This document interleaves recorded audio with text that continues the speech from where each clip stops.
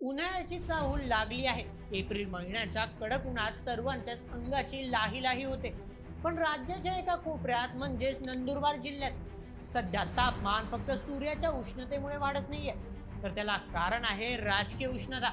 होय, तुम्ही बरोबर ऐकत आहात. गावाची सत्ता, गावची प्रतिष्ठा आणि गावाचा कारभारी कोण, या प्रश्नांवरून नंदुरबार जिल्ह्यातील ग्रामीण राजकारणाचा आखाडा आता चांगलाच तापणार आहे.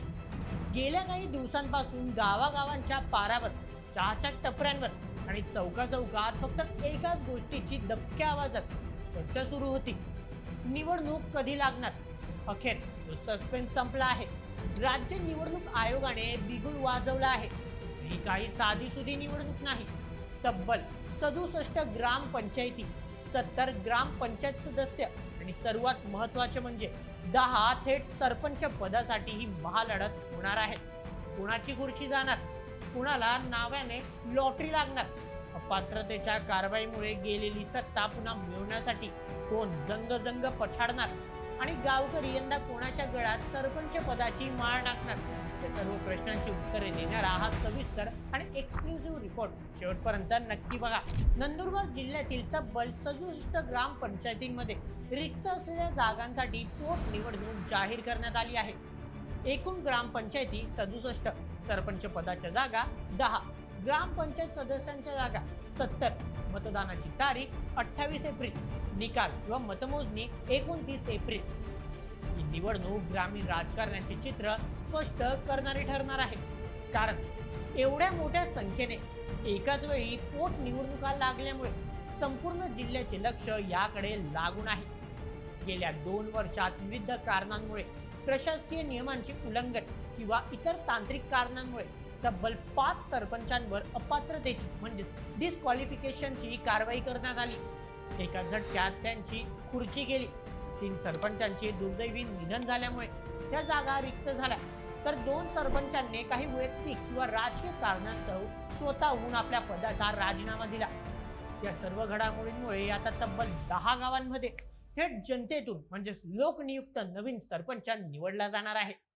थेट सरपंच निवडणूक म्हणजे संपूर्ण गाव मतदान करून सरपंच ठरवतो. त्यामुळे ही निवडणूक एखाद्या विधानसभा निवडणुकीपेक्षा कमी नसते. यात गावातील गटतट, नातीगोती आणि वैयक्तिक प्रतिष्ठा पणाला लागते. जिल्हा प्रशासनाने आणि राज्य निवडणूक आयोगाने या निवडणुकीसाठी जोरदार तयारी सुरू केली आहे. निवडणुकीचे वेळापत्रक खालीलप्रमाणे दिले आहे. सर्वप्रथम प्रक्रियेला सुरुवात 30 मार्च पासून म्हणजेच निवडणूक प्रक्रियेला अधिकृत सुरुवात. द्वितीय, उमेदवारी अर्ज दाखल करणे 7 एप्रिल ते 13 एप्रिल दरम्यान. या काळात गावातील नेते आपले अर्ज भरण्यासाठी तहसील कार्यालयात गर्दी करतील. तृतीय, अर्जाची छाननी 15 एप्रिल रोजी कोणता अर्ज वैध, कोणता अवैध हे ठरेल. चौथं, अर्ज मागे घेण्याची मुदत 17 एप्रिल दुपारी 3 वाजेपर्यंत. बंडखोरी शमवण्यासाठी आणि मनधरणी करण्यासाठी हा दिवस सर्वात टेन्शनचा असतो.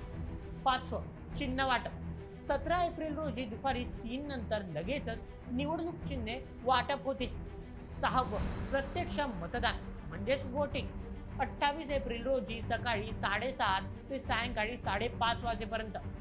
7, मतमोजणी आणि निकाल म्हणजेच रिझल्ट 29 एप्रिल रोजी संबंधित केंद्रांवर. त्या दिवशी गुलाल कोणाचं उधळणार हे स्पष्ट होईल. संपूर्ण नंदुरबार जिल्ह्यात ही निवडणूक होत असली तरी कोणत्या तालुक्यात किती मोठा आखाडा आहे हे समजून घेणे रंजक आहे. मला सविस्तर सांगतो. सर्वप्रथम नवापूर तालुका, सर्वाधिक ग्रामपंचायती. येथे तब्बल 18 ग्रामपंचायतींमध्ये निवडणूक आहे. यात 3 सरपंच आणि 18 सदस्यांसाठी मतदान होईल. द्वितीय, शहादा तालुका. येथे 15 ग्रामपंचायतींमध्ये रणधुमाळी उडणार असून 1 सरपंच आणि तब्बल 20 सदस्यांसाठी लढत होईल.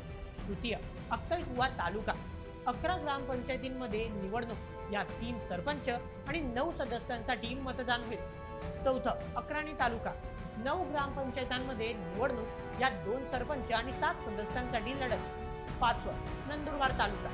7 ग्रामपंचायतींमध्ये निवडणूक. यात 1 सरपंच आणि 8 सदस्यांसाठी आखाडा. 6वं, तळोदा तालुका. 7 ग्रामपंचायतींमध्ये निवडणूक. येथे सरपंच पदाची जागा नाही, पण 8 सदस्यांसाठी लढत होईल. मित्रांनो, शहरात राहणाऱ्या लोकांना कदाचित ग्रामपंचायतीच्या एका जागेचे महत्त्व वाटणार नाही, पण ग्रामपंचायतीची निवडणूक ही लोकशाहीचा खरा पाया असते. येथे उमेदवार कोणत्या मोठ्या राजकीय पक्षाच्या चिन्हावर लढत नाही, तर ते कपाट, शिट्टी, गब्बशी अशा चिन्हांवर लढतात.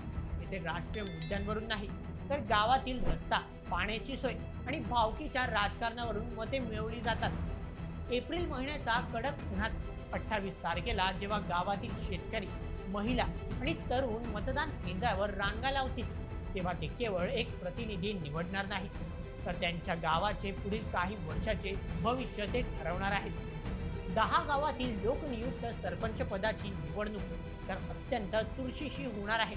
रात्रीच्या गुप्त बैठका, वॉर्डात फिरणारे नेते आणि शेवटच्या क्षणी होणारी मतांची जुळवाजुळव, यामुळे हा एप्रिल महिना नंदुरबार जिल्ह्यात चांगला स्पॉट ठरणार आहे.